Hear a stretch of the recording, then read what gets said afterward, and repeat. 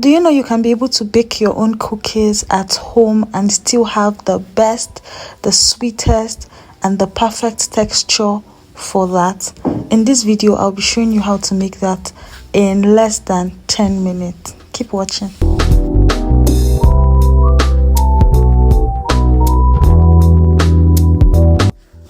So first off, I cannot overemphasize the importance of having your measuring cup and spoon and your scale.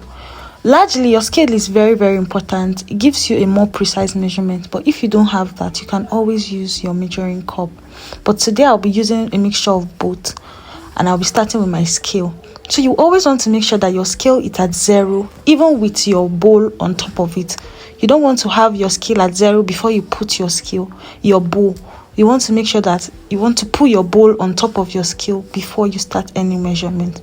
And I'll be sifting my flour into my bowl while measuring my flour. I think I'm using about 190 grams of flour for this recipe. I will be also dropping the measurement in cups, so do well to check the description box down below for that.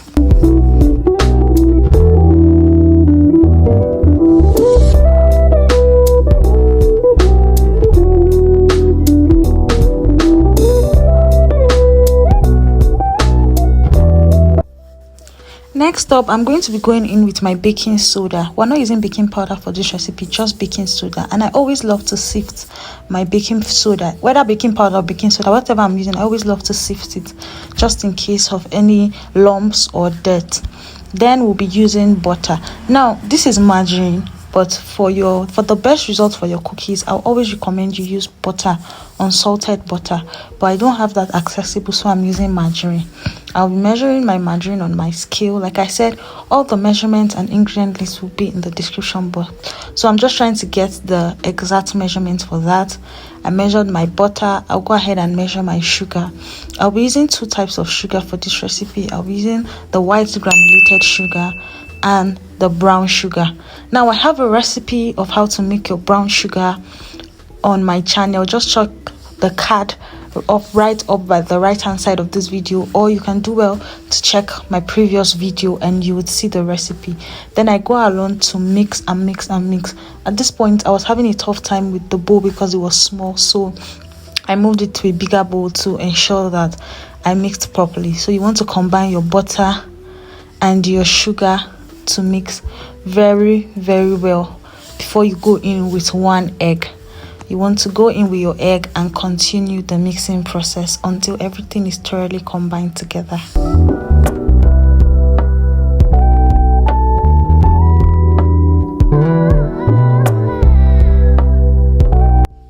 Next, we're going to transfer our flour mixture that has our baking powder inside, and we're going to mix.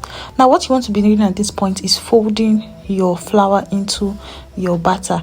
You're not trying to mix it. So you've noticed that I've moved from using my whisk to using a spatula.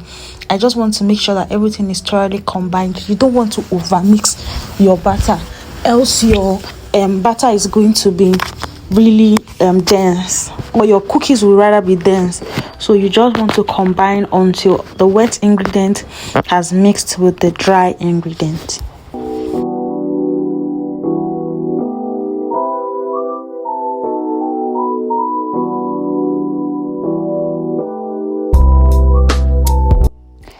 Alright, after thoroughly folding, you want to look at your batter. Can you see that batter? It is not hard, it is not watery. It is just the right consistency. Now, if you notice some brown chuckles or particles inside our batter, that's our brown sugar.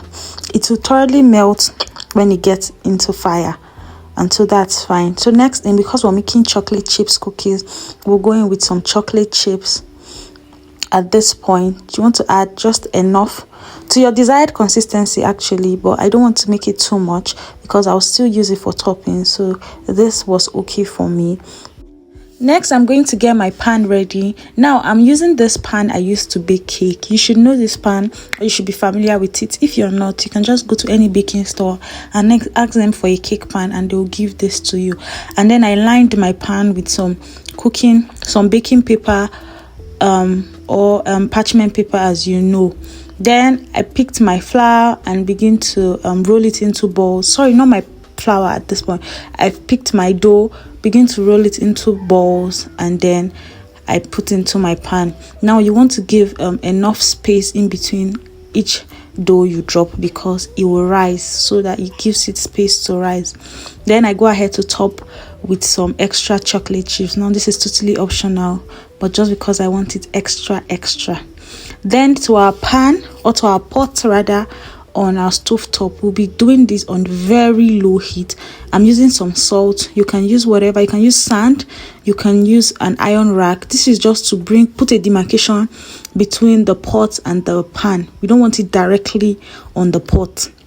So then I drop my pan into my pot, and then use a tightly covered lid. My lid had a bit of a hole, so I had to use something to cover it, and bake that for 20 to 30 minutes. And guys, look at that yummy goodness.